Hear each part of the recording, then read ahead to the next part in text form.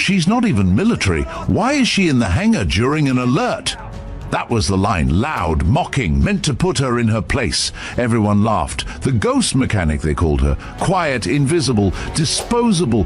But when an F-22 went down in the Dolomites, she was the one who stepped forward and disappeared into the sky.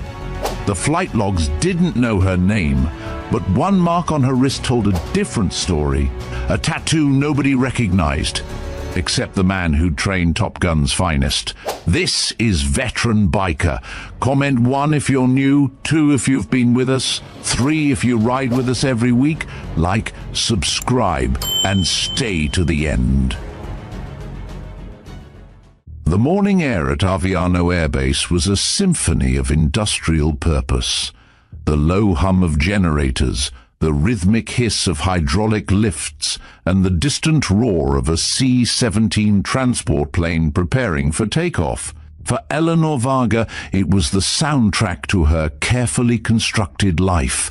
Tucked away in a cavernous hangar, she was a ghost among the machinery, a small figure in oil-stained coveralls, her dark hair pulled back in a severe practical knot.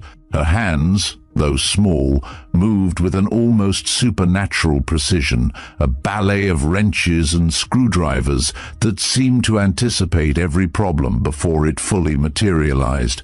Her co-workers called her the ghost mechanic, not out of malice, but because she was an enigma. She arrived early, spoke little, and possessed an innate understanding of aircraft systems that defied her simple civilian resume. She could hear a discordant thrum in a turbine that a 20-year veteran might miss, feel a subtle shift in a landing gear assembly that signaled a deeper fault.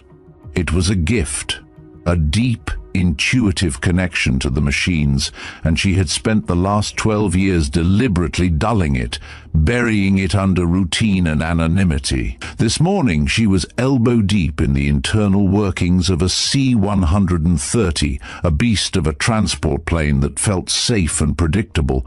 It was nothing like the sleek, deadly poetry of the F-22 Raptors that occasionally screamed overhead, a sound that she forced herself to ignore. Each time one launched, a familiar, painful ache would bloom in her chest, a phantom limb of a life she had long ago amputated. She would focus on the feel of the metal under her hands, the satisfying click of a perfectly torqued bolt, anything to ground herself in the present, in the quiet, unremarkable existence of Eleanor Varga. Then the world changed. The emergency klaxon, a piercing 3-second blast, shattered the morning air.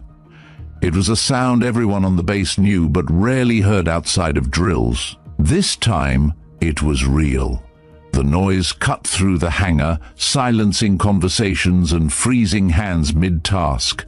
Master Sergeant Lucas Bremer, a career NCO with eyes that seemed to see more than they should, barked orders. He was a man of quiet authority, his face a roadmap of a life spent in service, but today there was a new line etched between his brows, a sign of genuine crisis. All personnel stand by for update. Tactical emergency. All flight line operations suspended, he yelled, his voice cutting through the rising murmur of concern. Eleanor dropped her torque wrench. It hit the concrete floor with a dull thud, a sound that seemed deafening in the sudden stillness of her world. Her heart rate, which she had carefully kept at a steady low hum for over a decade, began to climb. She forced herself to breathe, to focus, to not let the panic take hold. This was not her problem. This was a military problem. She was a civilian. She was a ghost. She was nothing. Bremer's radio crackled to life, spewing a torrent of technical jargon and panicked transmissions. The words were a blur, but 2 phrases cut through the noise with chilling clarity: Raptor 3 and Dolomites. A training exercise had gone catastrophically wrong. The F-22, a pinnacle of modern air superiority, had gone down. Its pilot had ejected, but the aircraft, carrying a sensitive, encrypted intelligence package, was a ticking time bomb. It was a race against time. A scramble for search and rescue teams to find the pilot and secure the wreckage before it fell into the wrong hands. The hangar buzzed with nervous energy as people gathered around Bremer, hungry for information. He held up a tablet, a new kind of grimness settling on his face. "We have an initial thermal image of the downed aircraft. The fuselage is compromised, but intel is focused on this." He swiped the screen, displaying a close-up photo. It was a haunting image, a jagged tear in the F-22's advanced stealth skin, and burned into the carbon fiber composite just below it was a symbol, a sequence of geometric shapes and numbers. A cryptic message seared into the metal by the immense heat of the crash. "Anyone?" Bremer's gaze swept across the faces of his mechanics. "Any ideas what this code means?" Eleanor was standing at the edge of the group, a shadow in her oversized coveralls. When the image appeared on the screen, the world around her faded to a dull roar. The symbol was not a random series of markings, it was a cipher, a signature. It was the calling card of a Black Ops Top Gun sub-program, a phantom unit that had been officially decommissioned over a decade ago. A program she had helped design, a program she had, for a brief, glorious period, been a part of. The code was an emergency extraction flare, a signal only pilots trained in that specific classified program would know. It wasn't meant for extraction from a downed plane, but to signal a rendezvous point for a different kind of recovery. It was a message to a ghost. It was a message to her. A jolt of cold dread went through her, paralyzing her. She felt her hands, which had been so steady just moments before, begin to tremble. Her breath caught in her throat. Her eyes, usually downcast and guarded, were locked on the image, a flash of recognition and terror lighting them up. She didn't notice the wrench still clutched in her hand. She didn't notice the sudden sharp silence around her, but Lucas Bremer did. His eyes, the ones that missed nothing, found hers across the hangar. He saw the flicker of recognition, the absolute stillness of her body, a stillness that screamed of a past she was desperately trying to hide. He filed it away, his brain already connecting the dots between her eerie precision with planes and this impossible reaction to a classified code. The klaxon sounded again, a different sequence of blasts that signaled an immediate tactical response was needed. Bremer keyed his radio, his face grim. The downed pilot has ejected, but the intelligence package is a high priority. The remaining Raptors are scrambling, but their navigation codes were compromised. They can't find the crash site. The pilot is injured, stranded in the Dolomites, and... He trailed off, his gaze flicking back to Eleanor. "Our backup pilot for the squadron is down with food poisoning." The words hung in the air, thick with unspoken meaning. The puzzle pieces were falling into place for Bremer, creating a picture he couldn't have imagined just an hour ago. The code on the wreckage, the missing pilot, the ghost mechanic. He knew with a certainty that was both terrifying and absolute that he was looking at their only hope. He approached her, his steps deliberate and heavy. "Eleanor," he said, his voice low enough that it wouldn't carry. She flinched, the sound of her name on his lips feeling like an accusation. She turned, her face a carefully blank mask, but Bremer had seen the mask slip. "The base," he began, his tone formal, "is in a serious situation. We need a pilot who can fly an F-22, and we need one now. We need someone who can read that code, someone who knows that sub-program. I've been watching you for 4 years, Eleanor. The way you handle these planes, the way you understand them, it's not from a manual. It's from living inside them. It's from flying them." Her denial was immediate, a reflex honed over a decade of lies. "I'm a mechanic, Sergeant. I read manuals, I fix things, I don't fly." The words were steady, but her hands were trembling, a tremor she desperately tried to hide. Bremer pulled out a tablet and swiped to a file he'd requested from military intelligence. It was a cold, clinical summary of her life, or rather, the lack of one. "I ran a background check on you after the klaxon sounded." It's a standard procedure for all on-base personnel during a tactical emergency. He turned the tablet towards her. Your identity, Eleanor Varga, doesn't exist before age 13. No birth records, no family registration, no school certificates in any Polish or German database. You simply materialized as a teenager and built a life from scratch. Eleanor's carefully constructed world was beginning to crack. She had been so careful, so thorough in creating her civilian identity, but she had never anticipated someone looking so deeply. Refugees, displaced families, she whispered, the familiar, well-worn excuse feeling flimsy and hollow. That's what I thought too, Bremer admitted, until I saw your reaction to that code, and until I heard the sound of the F-22 seconds spooling up for launch outside. The deep, resonant roar of the F-22 engines began to fill the hangar, a sound she had been running from for so long. It was a sound that had once been the soundtrack to her life, the sound of power and freedom and the endless sky. Now it was the sound of her past, a ghost reaching out to pull her back. Her hands began to tremble uncontrollably, a physical reaction she couldn't suppress. Bremer's gaze was intense, unwavering. Most mechanics learn about planes from the ground up. You understand them like someone who's lived inside them. The sound of those engines, your body is reacting to it like a part of you is being called home. Eleanor shook her head, a violent, desperate gesture. I don't know what you're talking about. I'm a mechanic. But the lie was weak, a whisper against the roaring reality of her past. She had spent 12 years building an unremarkable life, and in a single chaotic morning, it was all falling apart.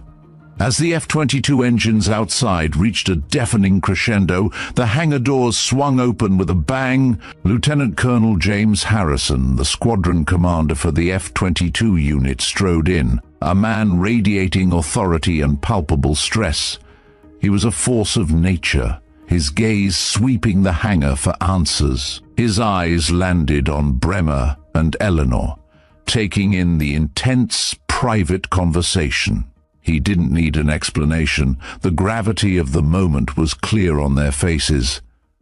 Bremer! He bellowed, his voice cutting through the noise. What's our status?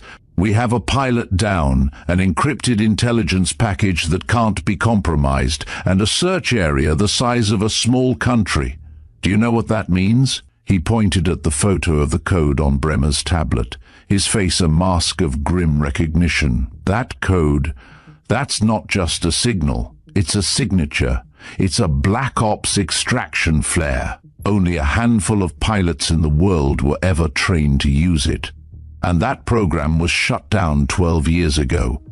He turned his gaze on Eleanor, his eyes narrowing in suspicion. Bremer, what's going on here? Why are you talking to a civilian? Eleanor's carefully constructed world imploded in that moment.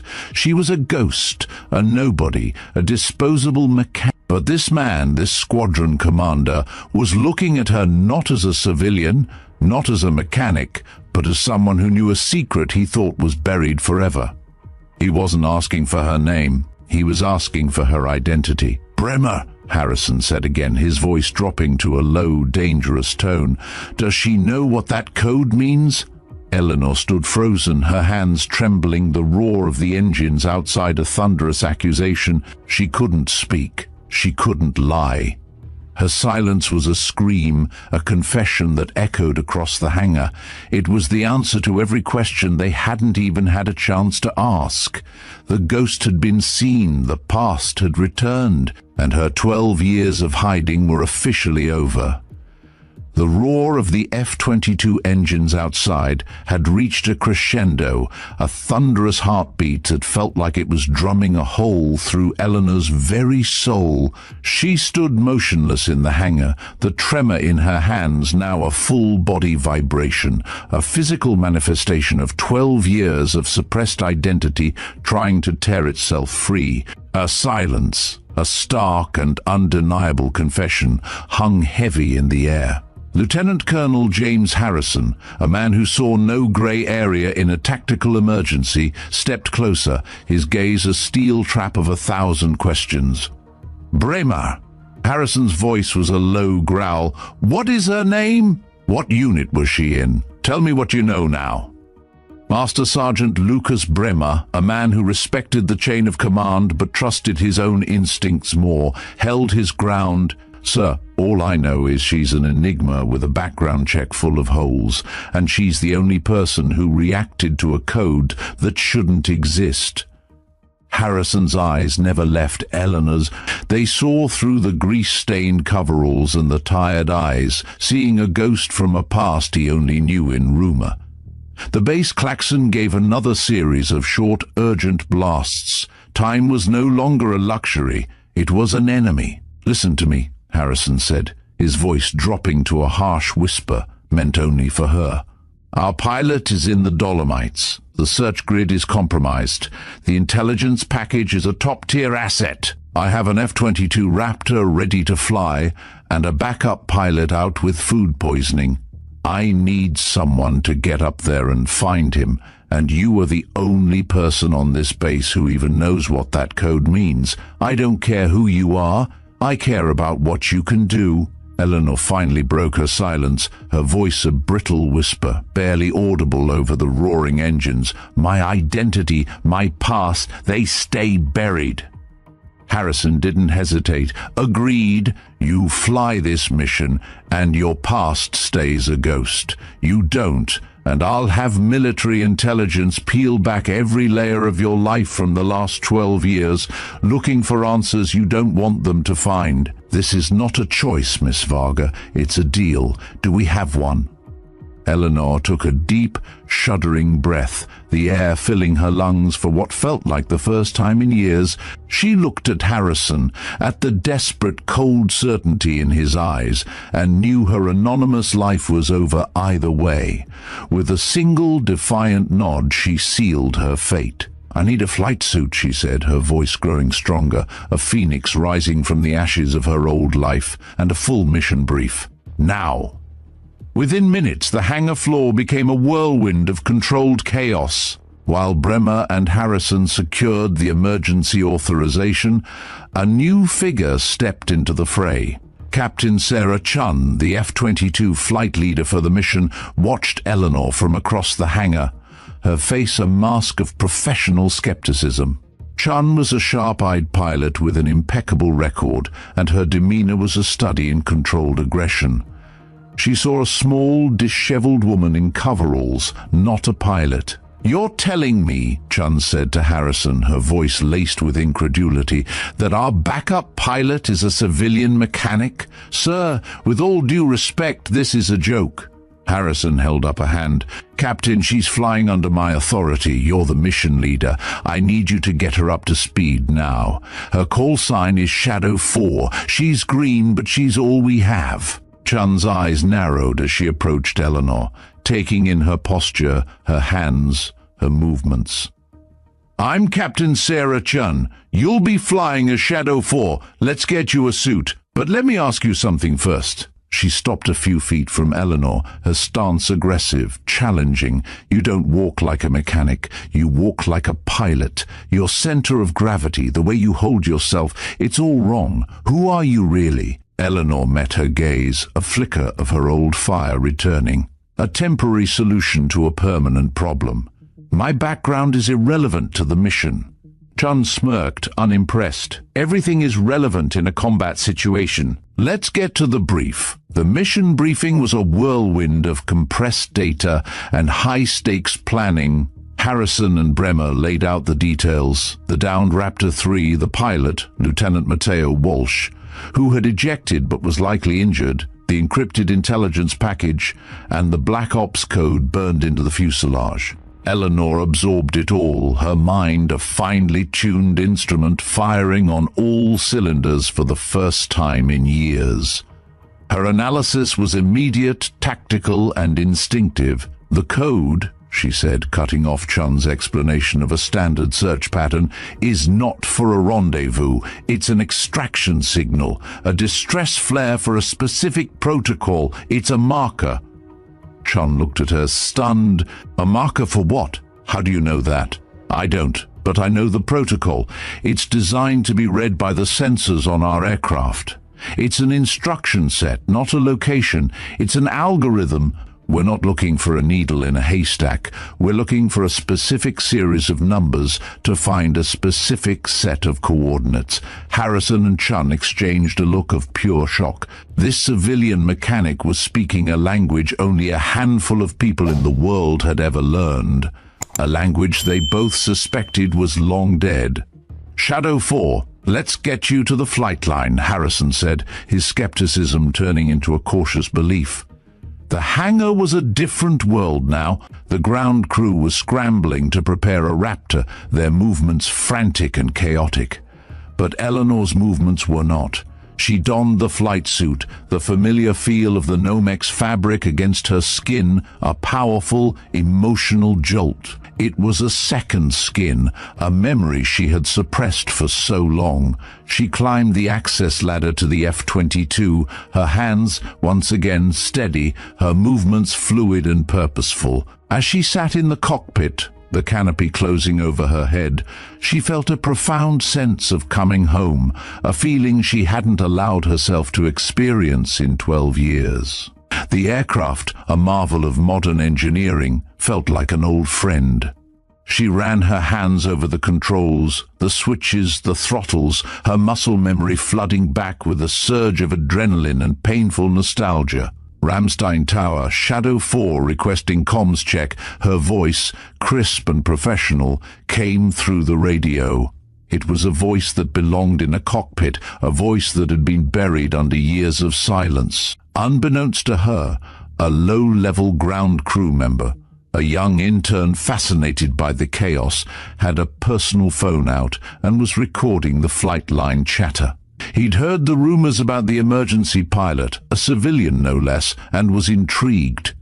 He recorded a snippet of her comms check, her sharp, authoritative tone, the cool precision of her instructions. It was an anonymous, 15-second clip of a voice that sounded like it had been born in a cockpit. He posted it on an obscure aviation enthusiast forum with the caption, "Ghost pilot?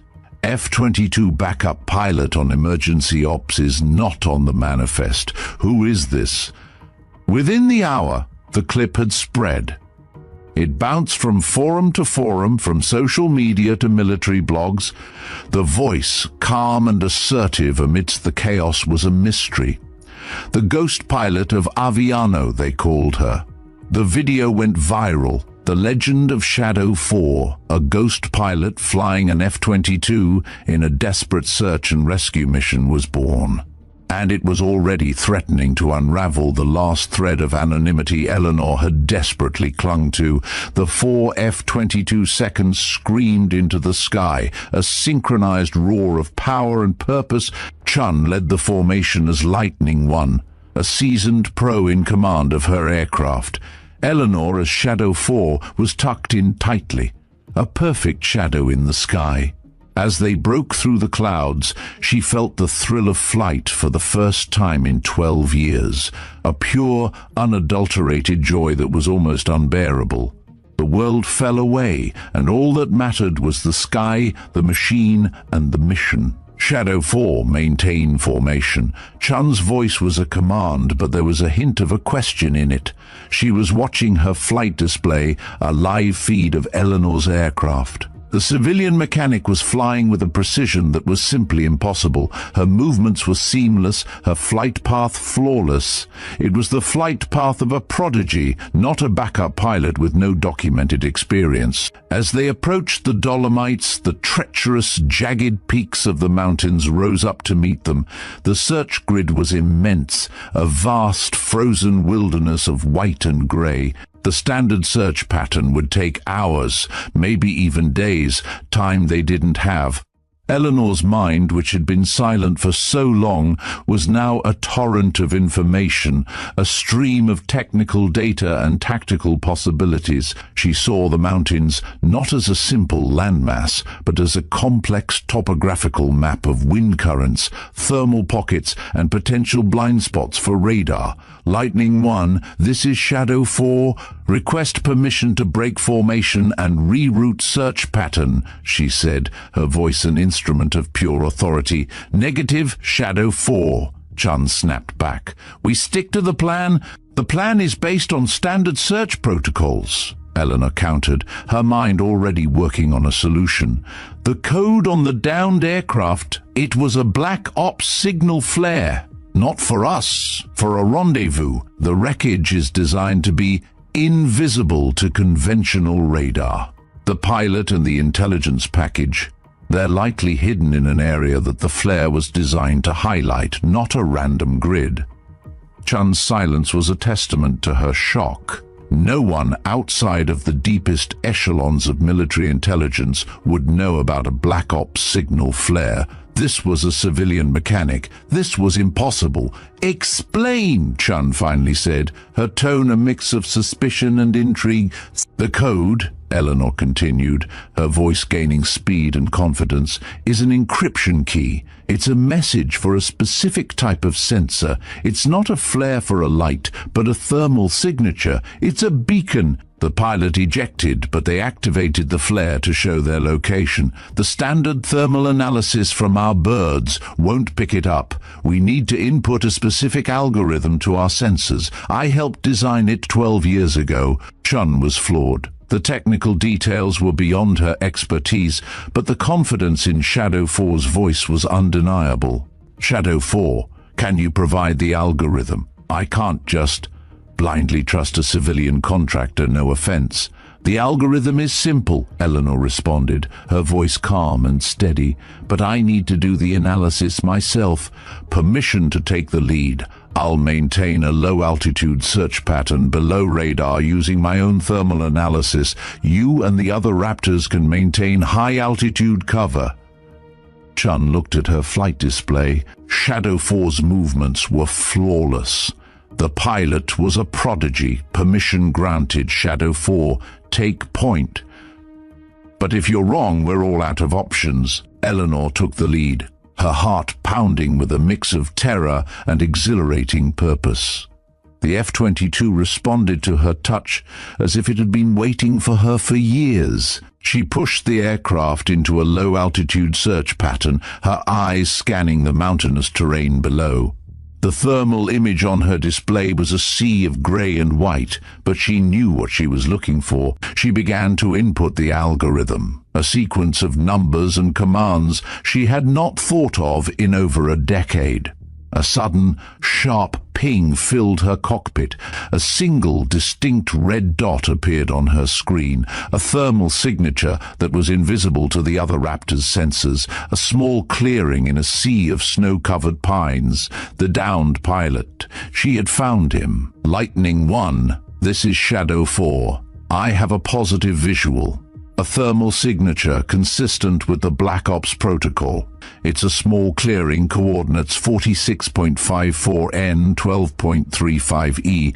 I'm maintaining overwatch. Send in the other Raptors. Get the rescue choppers ready. Chun's voice came over the comms, filled with a mix of awe and disbelief. Shadow 4, how in the hell did you do that?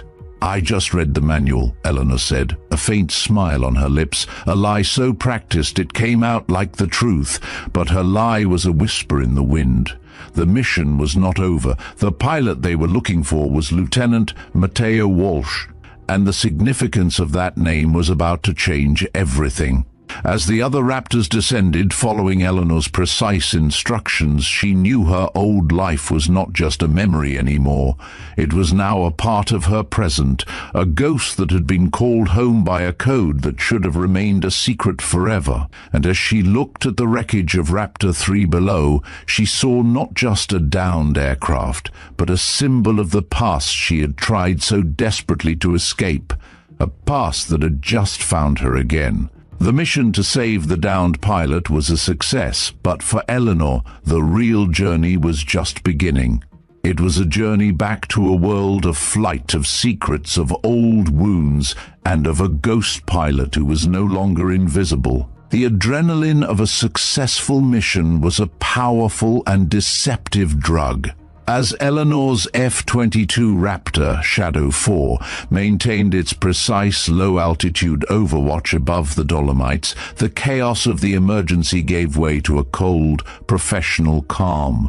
But for Eleanor, the calm was a fragile veneer over a maelstrom of emotions and instincts she had spent 12 years trying to forget. Her mind, once a quiet, carefully sealed vault, was now a torrent of tactical data and long-dormant knowledge. Lightning 1. This is Shadow 4. Rescue choppers are inbound. Recommend establishing a 3-point defensive perimeter around the crash site, using the high terrain to your advantage. Raptors 2 and 3 maintain a high-altitude sweep for hostile air traffic. I'll stay low for visual confirmation and ground-level tactical support. Her voice, crisp and commanding, was a stark contrast to the timid whispers of her civilian life. It was the voice of a mission commander, a natural leader. Her tactical plan was flawless, not just in its execution, but in its ingenuity. She wasn't just giving orders. She was demonstrating a level of battlefield awareness that went far beyond the standard operating procedures of a normal F-22 pilot. She was thinking 3 steps ahead, anticipating threats that hadn't even appeared on radar yet. In the Aviano Air Base Control Tower, Captain Marcus Webb, a man who had spent 6 years listening to pilots, was completely baffled. He leaned closer to his monitor, his headset pressed tight against his ear. "Did you copy that, Rodriguez? She's calling for a 3-point defensive perimeter. That's a textbook Special Forces extraction pattern." Where did she learn that? His assistant, Rodriguez, was equally bewildered, his fingers flying across the keyboard. "Sir, her communications logs are being flagged for review. The call sign is Shadow 4, but there's no pilot named Shadow 4 on any flight manifest. The pilot is a civilian mechanic, ma'am, from the looks of it." "A civilian mechanic who knows special operations, search and rescue protocols?" Webb's voice was filled with a growing sense of professional unease. "Get Colonel Harrison on the secure line. Whatever is happening with Shadow 4, it's a lot more than a simple emergency substitution. This is a pilot who is hiding expertise that fundamentally changes everything about this mission." Up in the air, Captain Sarah Chun, Lightning 1, was struggling to reconcile what she was seeing on her display with what she knew to be true. The pilot flying as Shadow 4 was a ghost, a mechanic who was just minutes ago denying she knew how to fly. And yet, she was flying with a flawless precision and a tactical genius that was leaving Chun breathless. She was leading them, a team of seasoned F-22 pilots, in a mission that was becoming a textbook example of tactical perfection. "Shadow 4, you are a ghost," Chun said over the comms, a note of genuine awe in her voice. "Where did you learn to do this?" "I read the manual," Eleanor replied, her voice filled with a practiced calm. But the truth was, she wasn't reading a manual. She was operating on pure, unadulterated instinct, a muscle memory that had been buried for over a decade. The F-22 was an extension of her own body, its sensors and systems a natural part of her consciousness. She was home. Below, the rescue helicopter, call sign Angel 2, descended into the small snow-covered clearing. The downed pilot, Lieutenant Matteo Walsh, was lying next to his wrecked F-22, his body still, but his eyes open and alert.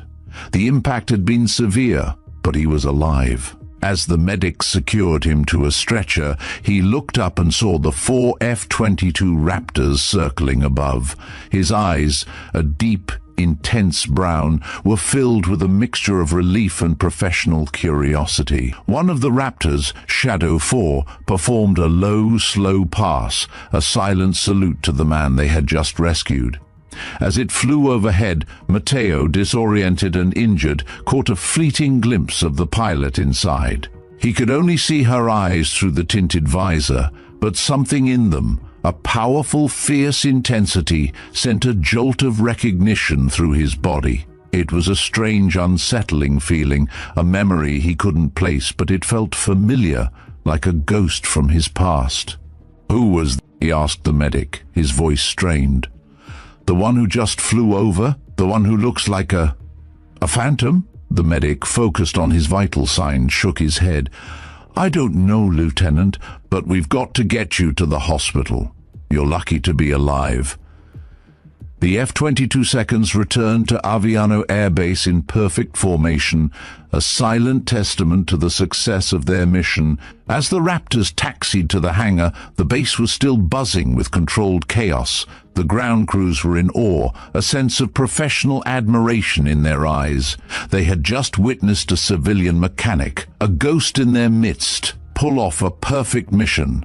But for Eleanor, the success was a hollow victory. She had flown, she had found the downed pilot, but she had also revealed herself. She had shown her hand, and the anonymity she had so carefully constructed was gone forever. As she climbed out of the cockpit, her body tired but her mind still racing, she saw Captain Sarah Chun waiting for her. Chun's expression was no longer one of skepticism. It was one of professional awe, mixed with a deep, unsettling suspicion. "Shadow 4, Chun said, her voice filled with respect. "That was the most impressive flying I have ever seen. You coordinated that rescue like you were born to it. Who are you?" "Eleanor Varga," she replied, her voice flat, the lie feeling more hollow than ever before. "Eleanor Varga doesn't fly like that," Chun countered, "and I'll be having a long conversation with Colonel Harrison about this. That rescue, the tactical planning, the thermal analysis, it was a goddamn miracle. And I don't believe in miracles." The base was abuzz with chatter, a mixture of rumors and half-truths. But outside the base, on the vast and interconnected world of the internet, the rumors were a firestorm. The 15-second audio clip of Shadow 4's voice had gone viral, a trending mystery that was captivating a global audience of aviation enthusiasts. A military intelligence officer bored in his office saw the clip and ran a quick voice analysis, a simple program that compared the voice to a vast database of known military personnel. The results were inconclusive. The voice print was unique, but it shared a startling number of similarities with a voice print from a classified 20-year-old database of a pilot from a now-defunct Black Ops program. The officer, now intrigued, flagged the comms for further review, sending a digital flag to the Pentagon. The world was now looking for the ghost pilot of Aviano, and Eleanor had nowhere left to hide. Later that evening, in a secure military hospital room, Lieutenant Matteo Walsh was being debriefed. His injuries were significant, but not life-threatening. He was tired, but his mind was still haunted by the fleeting image of the pilot who had saved him. "And you said you saw the pilot's eyes?" Captain Sarah Chun asked, her voice professional but her eyes filled with curiosity. "Can you describe them?" "Intense," Matteo said, a strange, faraway look in his eyes. "They were fierce. They were filled with a kind of determination I've only ever seen in one other person." "Who?" Chun asked. "My mom," Matteo whispered. "Her name was Sarah. She was a pilot. She died in a training accident when I was a kid." Chun froze, a sudden, chilling connection forming in her mind. A pilot named Sarah, who died in a training accident. This was too specific, too coincidental. "What was your mom's last name?" she asked, her voice barely a whisper. "Walsh," Matteo said. "Sarah Walsh. Her call sign was Valkyrie. She was one of the best. My dad, he was a pilot too. He used to tell me stories about her, and about her best friend, a pilot who was a prodigy." A pilot with the call sign of a bird of myth. Chun felt a sudden cold wave of dread wash over her. What was the call sign? Phoenix, Mateo said. He said she was the best pilot he'd ever known. He said she saved his life once. He told me a story about her voice, how it was so calm, so commanding, even in the middle of a disaster. He said her voice was like a phoenix rising from the fire. Chun pulled out her phone, a professional gesture that felt incredibly personal. She had a clip of the comms from the mission, the audio clip that was now a viral sensation. She played it for him, a short, sharp snippet of a voice that was calm and commanding. Mateo's eyes widened, a look of profound shock and realization on his face. "That's it," he said, his voice filled with a powerful emotional certainty. "That's her. That's Phoenix, the pilot who just saved me. She's the one who flew with my mom." The revelation was a hammer blow, a piece of a puzzle that had been missing for over a decade. The pilot he believed he had lost was the mother of the man he had just saved. The pilot she had been hiding from was a man who had now found her. The ghost pilot was no longer a ghost. She was a legend, and her story was about to be revealed to the world. But for Eleanor, the revelation was not one of triumph, but of profound, agonizing guilt. She had saved the son of the woman she believed she had failed, a woman she had spent 12 years trying to forget. The circle was now complete, and the past, once buried under the anonymity of a mechanic, was now a public mystery, a story waiting to be told. The world was watching, and Eleanor was about to be forced to confront the legend of Phoenix and the truth of what had happened 12 years ago. The stage was set, and the final act was about to begin. The sterile air of the debriefing room was thick with a tension that surpassed the urgency of the mission itself. Eleanor sat at a long, polished table, the borrowed flight suit feeling both familiar and like a foreign skin. Her hands clasped tightly in her lap were a physical manifestation of her internal struggle. Facing her were Lieutenant Colonel James Harrison and Captain Sarah Chun, their expressions a grim mixture of professional admiration and profound suspicion. The mission was a success. The pilot, Lieutenant Mateo Walsh, was safe. The intelligence package was secure, but the questions being asked were no longer about the mission. They were about her. "Shadow 4, Harrison began, his voice devoid of warmth. "Your performance was, for lack of a better term, exceptional. Your tactical awareness, your flawless execution of a non-standard search pattern, your coordination of the rescue. It was all by the book, but not a book any of us have read." "I was just trying to help," Eleanor said, her voice quiet, a stark contrast to the commanding presence of Shadow 4. She was trying to revert back to her ghost mechanic persona, but the eyes of Harrison and Chun saw right through the facade. "Just trying to help by using skills that require years of specialized top-tier training to develop?" Chun interjected, her tone sharp and accusatory. "The comms logs from the tower are a study in tactical genius, ma'am. You knew about advanced MCON procedures. You knew how to use our sensors for reconnaissance in a way that civilian contractors couldn't possibly know, and you knew how to read a code that was designed for a program that shouldn't exist. Who exactly are you?" Eleanor remained silent, her mind racing, searching for an explanation that would not expose the truth, but there was no explanation, not anymore. The truth was already out, a ghost in the machine of her life. Harrison slid a tablet across the table. It displayed a side-by-side comparison of her voice print as Shadow 4 and a deep archive recording of a pilot from over a decade ago. The similarities were staggering. "We have an audio recording from an unclassified source," he said, his voice dropping to a low, dangerous growl. "A pilot who became a viral sensation as the ghost pilot of Aviano. The voice print matches, and it also matches a voice from a classified naval aviation record from 12 years ago. The question, Miss Varga, is What were you doing in that cockpit, and what did you do 12 years ago? As the weight of the moment settled over her, Eleanor reached up to wipe a bead of sweat from her brow. As she did, the sleeve of the flight suit, which was slightly too large, rolled back just enough to expose a small, distinctive tattoo on her inner wrist. In the harsh fluorescent light of the debriefing room, it was a sudden, jarring splash of color. The room froze. Chun, who had been leaning forward, her eyes narrowed in scrutiny, caught a glimpse of it.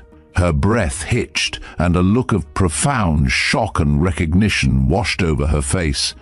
She leaned closer, her eyes locked on the small mark. "Wait," she whispered, her voice filled with a reverence and disbelief that made the air crackle. "I've seen that before." Harrison followed her gaze, his eyes narrowing, his expression a mixture of confusion and dawning horror. The tattoo was small, a simple but powerful design, a pair of wings encircling a lightning bolt, with the alphanumeric code TG07-13 inscribed just beneath it. "That's not just military ink," Chun said, her voice barely a whisper. "That's a Top Gun graduation tattoo. The wings, the lightning bolt, it's from Naval Air Station Fallon. But the code, TG07-13, that's impossible." Harrison, a veteran of countless high-stakes situations, felt a cold dread wash over him. He pulled up a classified naval database on his tablet, his fingers flying across the screen. He typed in the code, and a name, a record, a ghost from the past materialized before his eyes. The screen showed a file that should not have existed. "TG07-13, Harrison read, his voice now a low, shaken whisper. "Top Gun class of 2013, the 13th graduate of the 2007 program, a pilot who was, by all accounts, a tactical prodigy. Her call sign was Phoenix. Lieutenant Jamila Kowalski." He looked up at Eleanor, her name now a lie, her entire life a carefully constructed deception. "Jamila Varga? Phoenix. It's you. You're Phoenix." Eleanor closed her eyes, a silent, painful admission. Her mask had not just slipped, it had shattered. The name, the call sign, the legend she had spent a lifetime trying to bury was now a digital file, a cold, hard fact. "This is impossible," Chun said, shaking her head in disbelief. Phoenix was a legend. She was the youngest Top Gun graduate in history, a pilot who set tactical awareness records that still stand today. She was being groomed for Black Ops. But her service record shows a gap starting in 2014. One day she was the future of naval aviation, the next she was a ghost. What happened? The question hung in the air, a silent accusation. Eleanor finally opened her eyes, meeting their gaze, the raw emotion of her past now laid bare for them all to see. "A training accident," she said, her voice filled with a raw, guttural pain.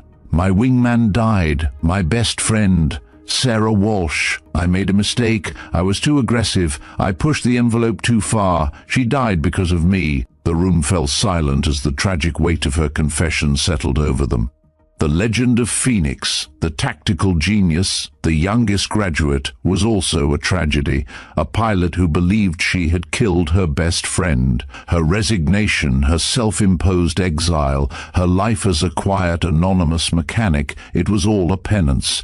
Harrison, however, was not finished. He was a commander, a military man, and he was driven by facts, not emotions. He scrolled through the classified file, finding a note he had never seen before, a small hidden file marked with the highest level of security clearance. "This doesn't add up," Harrison said, his voice filled with a strange new tone, one of both shock and dawning realization. "Your record shows that you were recommended for a Silver Star for conspicuous gallantry and intrepidity in action. For your actions during that training exercise, The citation reads that your tactical decision-making and flying skills prevented a mid-air collision that would have killed 6 pilots instead of 1. How can you be recommended for the Navy's 3rd highest combat decoration for an accident you believe was your fault? Eleanor shook her head, a violent, desperate gesture. That's impossible. The recommendation was filed after I had already resigned. It was too little, too late. She had been a ghost, a legend from a past that no longer existed, a legend that had been buried under a weight of guilt she had never been able to shed. Harrison, however, was a professional. He made a secure video call on his tablet. The screen flickered to life, showing the weathered, determined face of Admiral Rebecca Stone, a woman who had been the commanding officer of Top Gun when Eleanor graduated in 2013. "Colonel Harrison," Admiral Stone said, her voice filled with a professional calm. "I'm assuming you have her. I've been looking for Phoenix for 12 years. Harrison, his voice filled with a newfound respect and purpose, looked at Eleanor. "Admiral Stone," he said, "I have her, and I believe she's been hiding for a tragedy that wasn't her fault." Admiral Stone's expression softened, a look of profound, agonizing regret on her face. "Phoenix," she said, her voice now filled with a deep, maternal grief. "The accident. The investigation was completed 6 months after you resigned. The findings were classified. Sarah's aircraft suffered a catastrophic hydraulic failure. It had nothing to do with your flying. It had nothing to do with your tactical decisions. You did everything right. In fact, you did so much right that you saved 5 other pilots. You saved them from dying with her." The words were a physical blow. 12 years of guilt, a lifetime of penance, a career in tatters, a life of self-imposed exile, all based on a lie. A lie she had told herself, a truth she had never been able to face. She had believed she had killed her best friend. But the truth was, she had saved a squadron. She had saved 5 pilots. She had been a hero, a legend, but she had been running from a ghost of her own making. The ghost was not the pilot she had been, but the guilt she had carried. The ghost had just been laid to rest. The legend of Phoenix was no longer just a legend. She was a hero, a washout, a ghost who had just been found, and the world was about to demand her return. The revelation had been a physical blow. Admiral Stone's words, delivered with a brutal, gentle finality, had not just vindicated Eleanor, they had shattered the foundation of her entire life for the last 12 years. She sat motionless, the flight suit suddenly feeling heavy and foreign, as if it belonged to a different person. Harrison and Chun, their faces filled with a mixture of professional awe and human compassion, watched her in silence. Understanding that a lifetime of guilt could not be undone by a single conversation. I was a hero?" Eleanor whispered, the words sounding alien on her tongue. "I saved them? I thought I killed her." Admiral Stone's face, projected onto the tablet screen, was etched with a profound sadness. "Phoenix, the tactical analysis of that day has been a case study for 12 years. Your decision to break formation and engage saved 5 other pilots from a catastrophic mid-air collision. Your friend, Sarah Walsh, her aircraft was already compromised. The hydraulic failure was a manufacturing defect, a flaw in the system that had gone undetected for months. Your actions, your instincts, they were not the cause of the accident. They were the reason it wasn't a tragedy that claimed a whole squadron. The truth was a bitter pill. Her self-imposed exile, her life as a quiet, anonymous mechanic, her years of penance. It had all been for a mistake she never made. The guilt was gone, but in its place was a new, searing pain, the agonizing knowledge that she had spent 12 years running from a lie, and in doing so had robbed herself of a life she was meant to live. "We've been looking for you, Phoenix," Admiral Stone continued, her voice now filled with a new, fierce purpose. not just because of what you accomplished in the past, but because of what you could accomplish in the future. The Navy is developing next-generation fighter programs that need pilots with your specific combination of tactical innovation and raw instinct. We need Phoenix back. The offer hung in the air, a staggering weight of responsibility and redemption. Eleanor felt a sudden, powerful pull towards the life she had lost, a life of flight and purpose. But the deeply ingrained belief that she was fundamentally broken, a flawed pilot who had caused the death of her best friend, was still a part of her.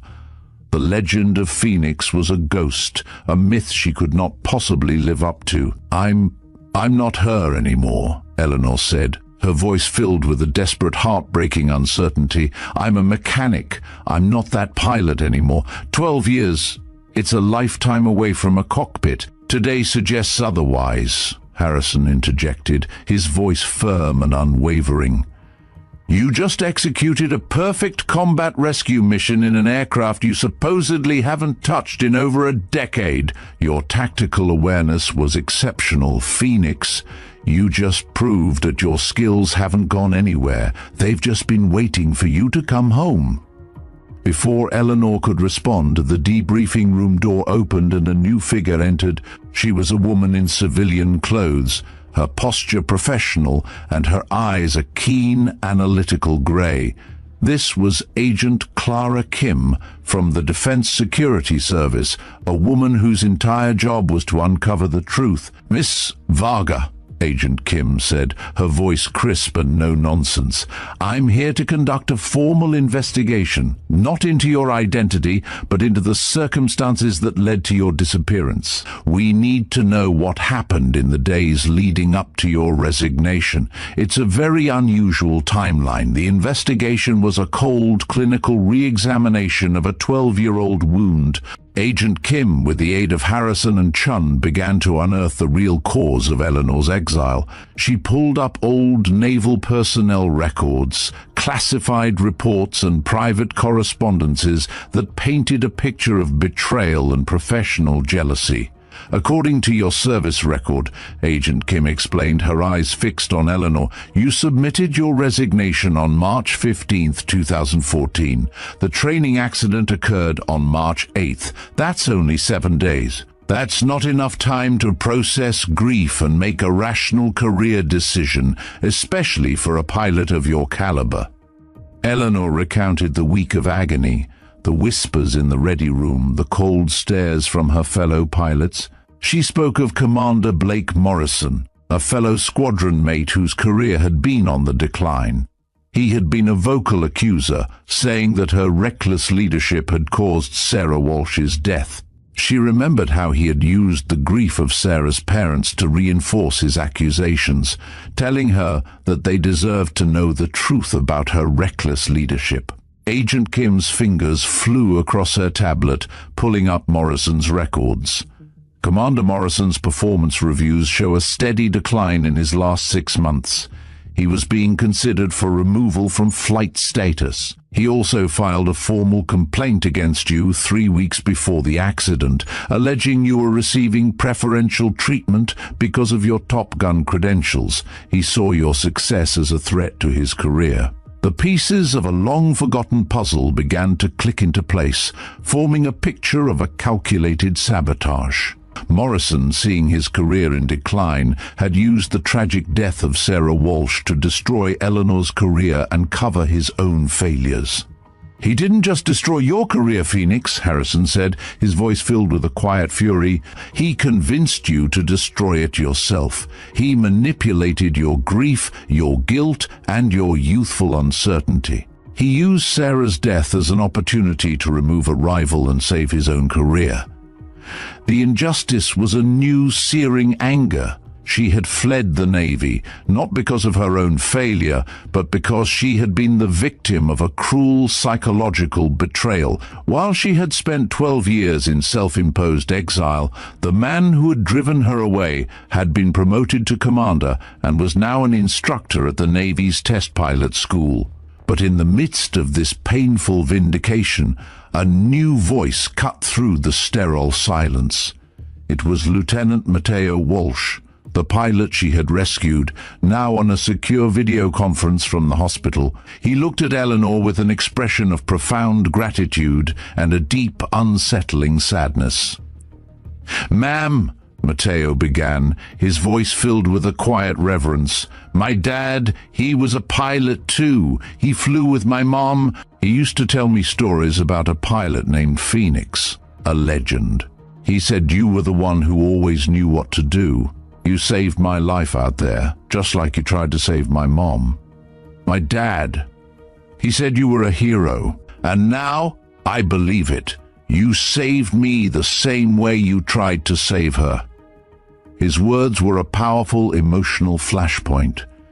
Eleanor had been running from a ghost of her own making, a lie she had told herself for 12 years. But here, a living, breathing testament to her heroism, was the son of the woman she believed she had failed. In saving him, she had, in a way, saved herself. She had shown that her actions, even in her darkest hour, were not the actions of a failure, but the actions of a hero.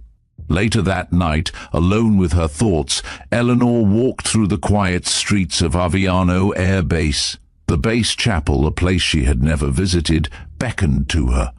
She walked in, the quiet peace of the space a stark contrast to the turmoil in her mind. She sat in a pew, and for the first time in 12 years, she grieved, not for a mistake she had made, but for the life she had lost. She grieved for Sarah, her best friend, who had died a hero, and she grieved for herself, the young prodigy who had been driven away by a betrayal. She walked back to her small, anonymous apartment, a place that no longer felt like a home but a prison of her own making. She found a small wooden box hidden in the back of her closet, a box she hadn't opened in 12 years. Inside, among a few old photographs and letters, was her Naval Academy ring and her flight ring, a small, polished circle of steel. She picked up the flight ring, the cold metal feeling familiar and comforting in her hands. For the first time in 12 years she put it on, the ring a physical representation of the pilot she had been and the pilot she was about to become.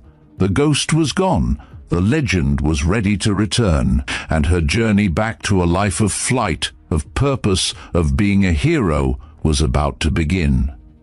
6 months had passed. The cold, sterile air of Aviano Air Base was a distant memory, replaced by the dry, sun-drenched heat of Naval Air Station Fallon, Nevada. For Eleanor, now Commander Jamila Phoenix Kowalski, it was a return to a place that held both the ghosts of her past and the promise of her future. The quiet hum of generators and the distant roar of a C-17 were gone, replaced by the thunderous heartbeat of F-22. Raptors screaming through the vast open sky, a sound that no longer filled her with dread, but with a profound and unwavering purpose. She stood on the flight line, the uniform of a commander feeling not like a costume but a second skin. Her dark hair, no longer pulled back in a severe, practical knot, was now worn in a professional, confident bob. Her eyes, once downcast and guarded, were now clear and focused, filled with the quiet authority of a leader who had not just found her purpose, but had reclaimed her identity. She was not the ghost mechanic anymore. She was Phoenix. The pilots she was watching were from the Phoenix Initiative, a program that had been established in her absence to find pilots who possessed her unique combination of tactical innovation and raw instinct. 12 of them, the best of the best, had been gathered here at Fallon, and she was their commanding officer, their mentor, their legend. They were in the final stages of their graduation exercise, a high-risk, multi-threat training simulation that she had personally designed. It was an impossible scenario by conventional standards, a perfect storm of tactical challenges meant to push them beyond the limits of traditional thinking. Phoenix Control, Lightning 1, final checks complete. We are ready to begin the exercise.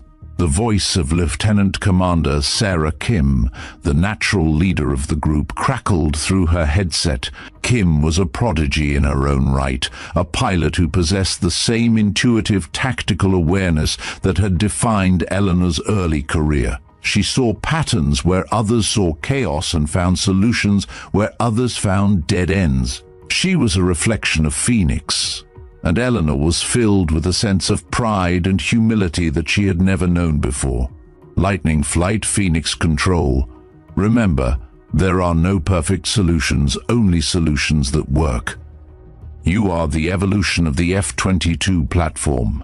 Today, you show the world what that means. Eleanor watched through her binoculars as the 12 F-22 Raptors taxied towards the runway, their engines humming with barely contained power. Each pilot, each aircraft represented months of intensive training, of late-night study sessions, of grueling simulations and long philosophical conversations about the nature of air combat. She had not just taught them tactics, she had taught them to think, to see the battlefield as a fluid, organic entity, to improvise, to adapt, to become a part of the machine. The exercise was a symphony of her own design.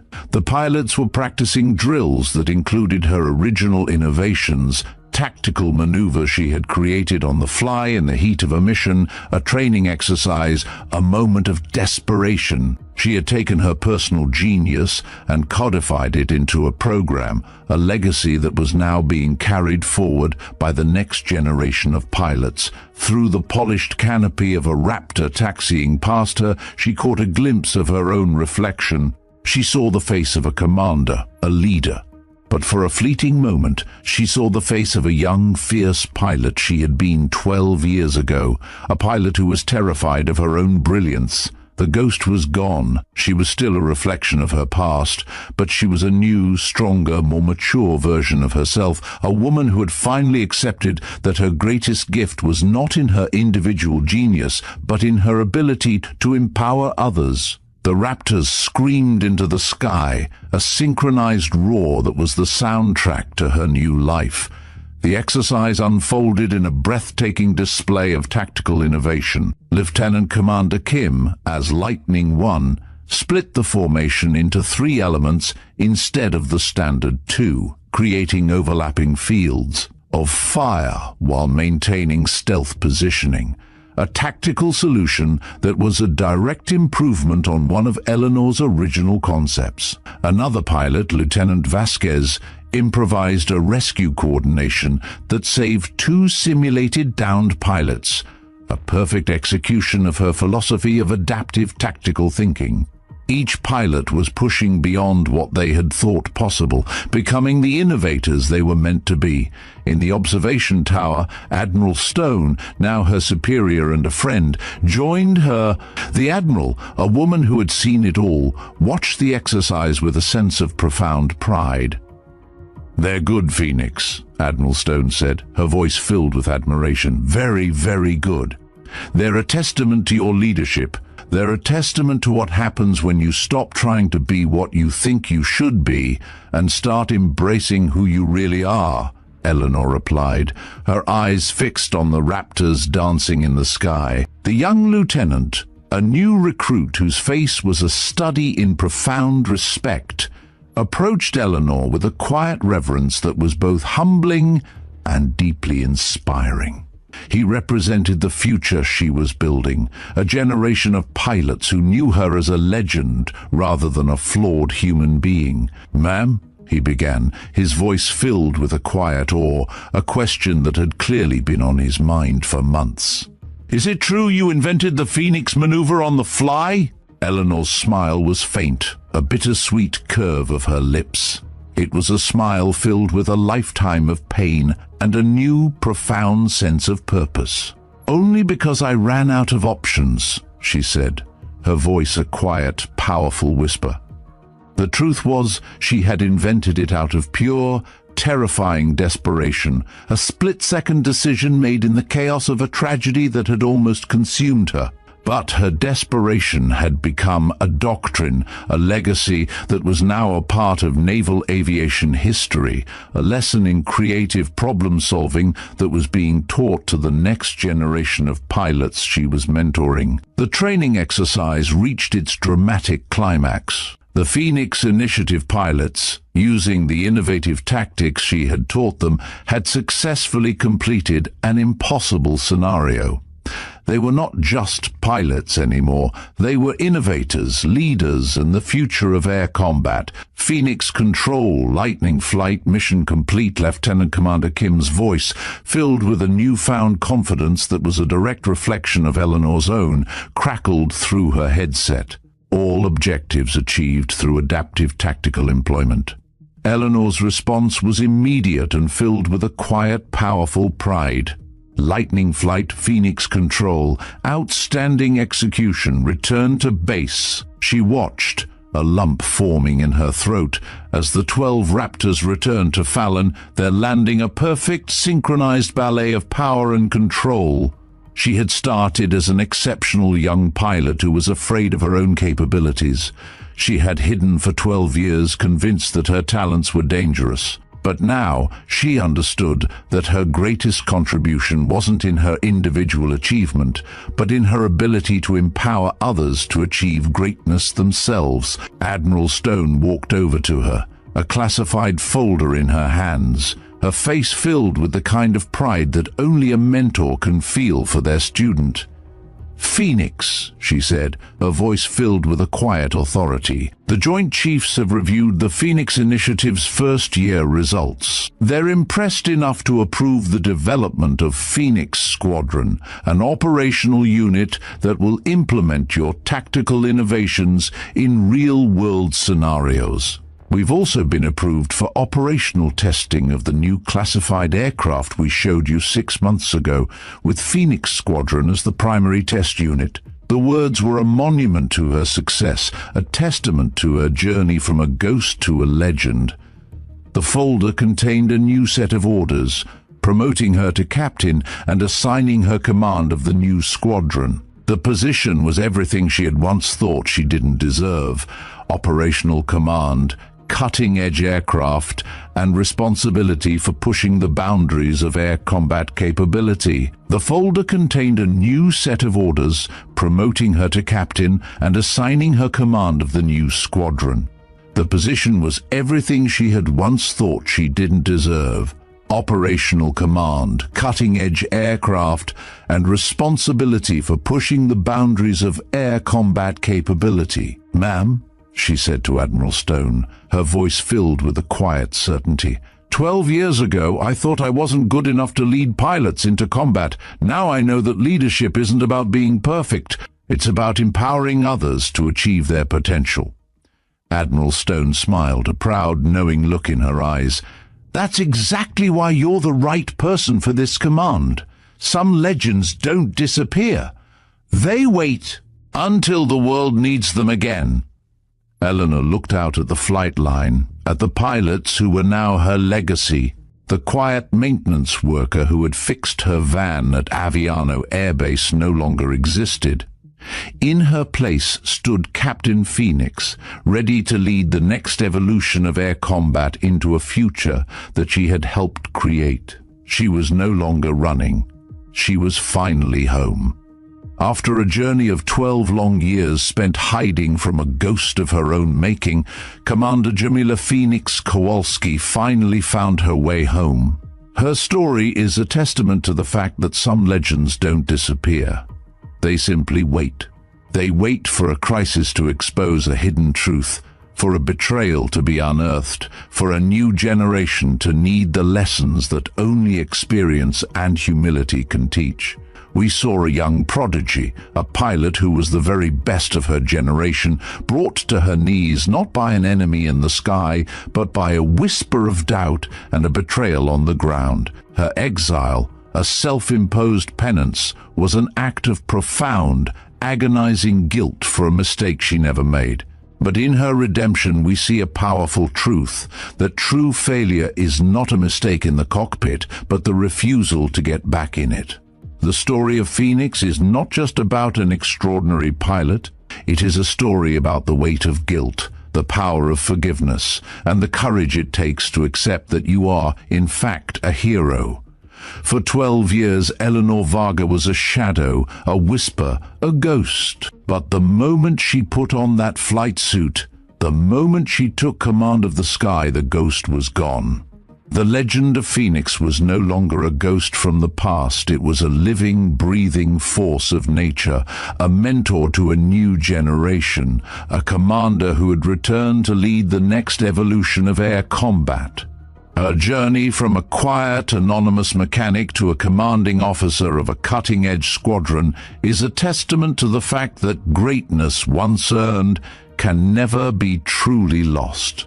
It can be hidden, it can be buried, it can be forgotten, but it can never be extinguished. It will always be there, waiting for the moment when the world needs it again. But what of us? We all have our ghosts. We all have our shadows. We all have our pasts that we try to outrun, to outwork, to outlive.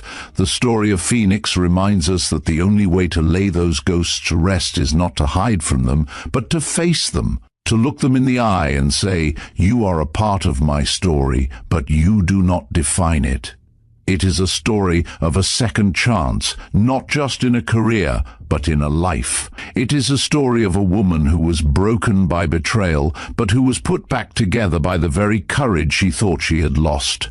It is a story of a legend who returned to find that her greatest contribution was not in her individual brilliance, but in her ability to empower others to achieve greatness themselves. She became not just a pilot, but a mentor. Not just a legend, but a legacy. Her courage, her resilience, her unwavering belief in the people around her is a lesson for us all. It reminds us that our true strength is not in our individual talent, but in our ability to inspire and uplift others, to pass on the knowledge and the wisdom that we have earned. This has been the story of Commander Jamila Phoenix Kowalski. A story of a legend who returned from the shadows to lead the next generation of pilots. A story of a hero who was found not in the annals of history, but in a grease-stained hangar in Aviano. Her journey is a profound reminder that our past does not have to be a prison. It can be a foundation. It can be a source of strength. It can be a testament to our own resilience. Her life, a story of triumph and tragedy, of betrayal and redemption, is a reminder that we all have a phoenix inside of us, a spirit of courage, of strength, of unwavering belief in ourselves that is just waiting for the right moment to take flight. Thank you for joining us on this incredible journey. This story, like so many others, is one that we are proud to share with you here on the Veteran Biker channel. We believe that every story has a heart, and every heart has a lesson to teach. The courage of a soldier, the resilience of a pilot, the unwavering spirit of a veteran. These are the stories that we are dedicated to bringing to you. We are not just about the roar of the engine, but about the spirit of the ride. We believe in the power of a good story to inspire, to uplift, and to change the way we see the world. And we believe in the power of a good community to make that ride all the more meaningful. We would love to hear your thoughts on this incredible story.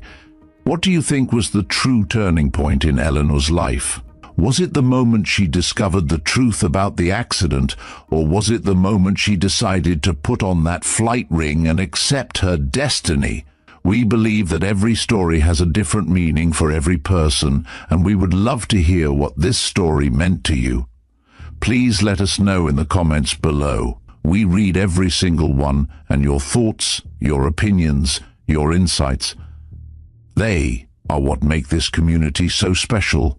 And if you have enjoyed this story, if it has moved you, if it has inspired you, we would be honored if you would consider subscribing to our channel. Hitting that like button is a great way to let us know that you want to see more stories just like this one. Stories of courage, of resilience, and of second chances. And if you're looking for your next adventure, we've got a couple of standout stories waiting for you. You won't want to pass these up. Just click and check them out. From all of us here at Veteran Biker, thank you for watching, thank you for listening, and thank you for being a part of our journey. Until next time, ride safe, ride free, and never stop believing in the legend that you were meant to be.